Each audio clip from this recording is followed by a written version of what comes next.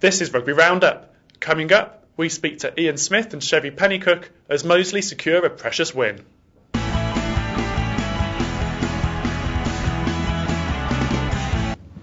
Hello and welcome to Rugby Roundup. I'm Paul Bradley in for Christina Savas, and I'm joined as usual by Brian Dick. Hi Brian. Hi Paul.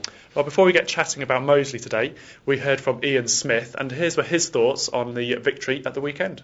I think after the first sort of 10-15 minutes I knew that the boys were back on track really, and they would take some stopping. Obviously a bit of a blow down to 14, and we sort of weathered a bit of a storm there, and also probably tactically played it as well, and tactically didn't play it too well kicking wise. But once we were back to 15 again, it was just a matter of time, I think. Like I said before, when the boys are in the right mood, it's pretty impressive, but it's just getting these boys in the right mood. Well, that was Ian Smith. Now, Brian, he was obviously fairly confident that Moseley were on a winning track fairly early on in that game.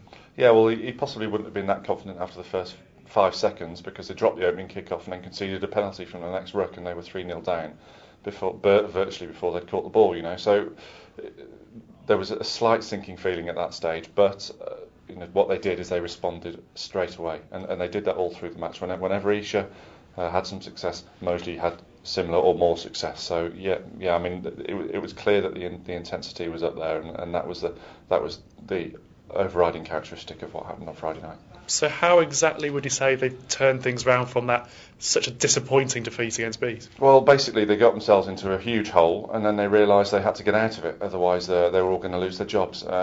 It's quite a fortifying force, isn't it, really, when you look at your next mortgage payment and where that's coming from. So yeah, I mean they basically turned it on, because they were in the bottom of this deep hole, and we've known all along that when their backs are against the wall, Moseley do come out fighting. It's just a shame it takes a crisis to elicit a response. And who stood out for you in particular in this game? Well, the back row Ian suggested the back row were very good, and I'd have to agree with that. I mean, the three of them, Michael Maltman, Ben Pons and Chevy Pennycook, who we'll hear from in a minute, were all absolutely outstanding. Pennycook was probably a step in front of everybody else, and he led the way, and the others all followed. It was that was the catalyst. It was their intensity and their dynamism at the gain line and disrupting Esher ball that really set the tone for the whole match.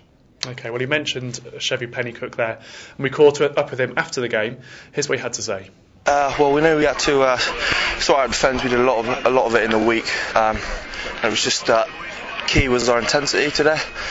We banged on about it all week, and today we just made sure we were up there, because we all know we can play at that level. We've just got to set our minds to it, and we did, and that's what happened. So it was good.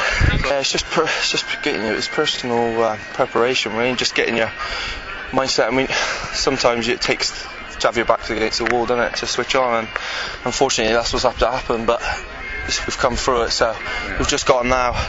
We've got that level now. We can't go below it. We've just got to keep going and going, because we still got more in the bank. There's still a lot of errors out there from us. We could have put them to the sword. So just build it again next week. Again, work on our defence. There's still missed tackles, but just build it again, and then take it to the away game, which is going to be a lot more difficult. Well, next up for Moseley is Esher again. Give us a brief preview of that game, Brian. Yeah, well, it's going to be 10 times harder than it was on Friday night. If they escape there with a 3-0 win, it'll be a massive performance. They'll have done brilliantly well with that. If they do, they really are on the march. If they don't, it's all bets on again, and they'll have to. If they lose, they're off to Damson Park and for a bun fight with Bees. Turning to Bees now, they lost at the weekend, and they've got what's going to be a huge game for them now. How do you see them turning things around? Well, I'm not sure how much turning around needs to be done. Actually, Russell Earnshaw was pretty pleased with the way Bees played. He thinks that they were actually played better against Plymouth and lost than they did against Moseley and won. Defensively they were a bit tighter. They outscored Plymouth 3 tries to 2, but they just got kicked to death. They were penalised at the scrum a lot. Alex Davis from Plymouth kicked 25 points from all over the pitch. So what they do to turn it around is stop conceding penalties, because the lad will kick him to death as he did the last time he was at Damson Park. And Russell Earnshaw had some news of his own after the game. Yeah, well, he's unfortunately dislocated his shoulder, and he mentioned to me yesterday that he was going to call it a day. It's his 4th dislocation in 18 months. It's a pretty sad end to what's been a very, very good professional career. Maybe Bees will miss him on the pitch for his game management. Maybe if he's just directing operations off the pitch, that might be a positive as well if he can pour more of his energies into that. Okay, and just a brief word before we go on Worcester. They're continuing to get the wins that they need, and they've got Nottingham again. Yeah, they have. Richard Hill wasn't hugely impressed with the way they played against Nottingham. They didn't pick up the 4-try bonus, which, despite having lots of ball and lots of territory, that's slightly worrying because all through this season they've had no problem scoring. What they've had issues in defence. If teams are working out how to stop them, then we potentially could be at a watershed moment. But then they're going to be at home again this weekend, so you'd expect at least another try bonus. Okay, Brian. Well, thanks for that today, and thank you for watching. We'll be back again next week with more Rugby Roundup.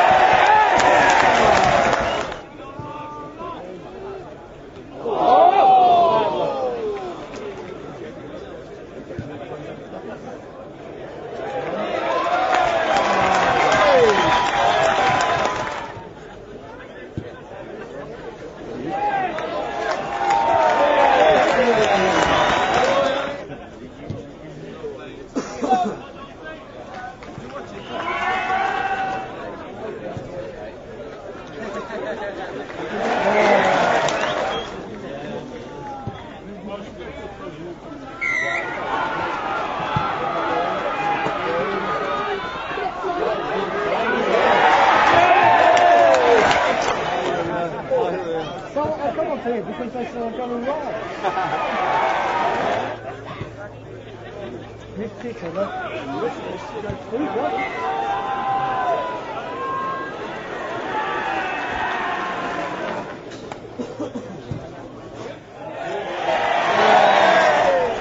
Come on, boys!